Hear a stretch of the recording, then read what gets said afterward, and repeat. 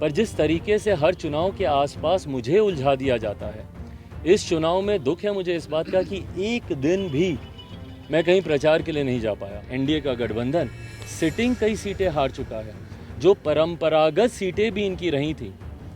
भले आप ये मोतिहारी वगैरह की सीट हो उस तरफ, या इधर आपकी खगड़िया बेगूसराय वाली सीट हो, बेतिया की सीट हो, ये तमाम परंपरागत सीटें थी इनकी।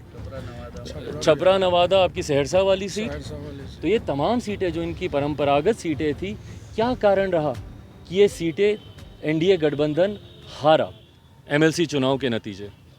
भले वो गरीब वंचित वर्ग के लोगों के साथ हो रहा बढ़ता अपराध हो, या फिर जिस तरीके से राज्य सरकार खामोश रहती है इन तमाम असामाजिक तत्वों के द्वारा की गई हरकतों के ऊपर।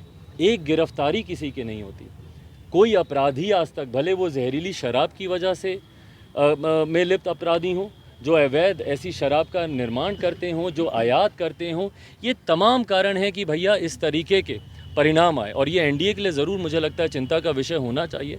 सोचना चाहिए भैया कि अभी कुछ दिनों पहले उत्तर प्रदेश में आप इतना अच्छा रिज़ल्ट लेकर आए, इतने अच्छे परिणाम थे वहाँ पे, क्या कारण रहा कि उसका जो चीज़ कैरी फॉरवर्ड यहाँ बिहार में होनी चाहिए थी, क्या कारण था कि सिटिंग कई सीटें Bharatiya Janata party, Janata Dal United, NDA का गठबंधन सिटिंग कई सीटें हार चुका है, जो परंपरागत सीटें भी इनकी रही थी। भले आप ये मोतिहारी वगैरह की सीट हो उस तरफ, या इधर आपकी खगड़िया बेगूसराय वाली सीट हो, बेतिया की सीट हो, ये तमाम परंपरागत सीटें थी इनकी। छपरा नवादा आपकी सहरसा वाली सीट, तो ये तमाम सीटें जो इनकी परंपरागत सीटें थी, क्या कारण रहा कि ये सीटें एनडीए गठबंधन हारा।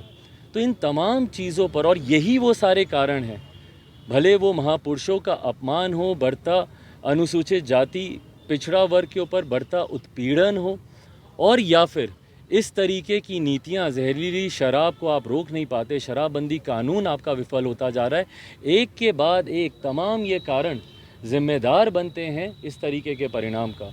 तो यकीनन एनडीए के लिए मुझे लगता है ये समीक्षा की बात है। जहाँ तक रही बात लोक जनशक्ति पार्टी की, पिछले उपचुनाव में हम लोगों को तीसरी शक्ति के तौर पर कहीं ना कहीं चिन्हित किया गया था। तीसरे नंबर पर हम लोग उपचुनाव में आए थे। मुझे खुशी है कि कुछ जगहों पर एक पायदान और ऊपर लोक जनशक्ति पार्टी रामविलास गई है। हम लोग नालंदा वाली सीट पर हम लोग दूसरे नंबर पर हैं हम लोग, और बाकी भी तमाम सीटों पर जिस तरीके से तीसरे नंबर पर हैं हम लोग वहाँ पे जहानाबाद वगैरह वाली सीट पर। तो जिस तरीके से लोक जनशक्ति पार्टी रामविलास का जनाधार हर बीते चुनाव के साथ बढ़ता जा रहा है, लोगों का विश्वास बढ़ता जा रहा है। और भाई विपरीत परिस्थितियां, बार बार चुनाव आते हैं। अब मुझे नहीं पता कि ये संजोग है या कोई प्रयोग हो रहा है, मुझे नहीं पता, पर जिस तरीके से हर चुनाव के आसपास मुझे उलझा दिया जाता है, इस चुनाव में दुख है मुझे इस बात का कि एक दिन भी मैं कहीं प्रचार के लिए नहीं जा पाया। कारण आप सब जानते हैं किस वजह से मैं नहीं जा पाया, जिन परिस्थितियों में मैं उलझा रहा।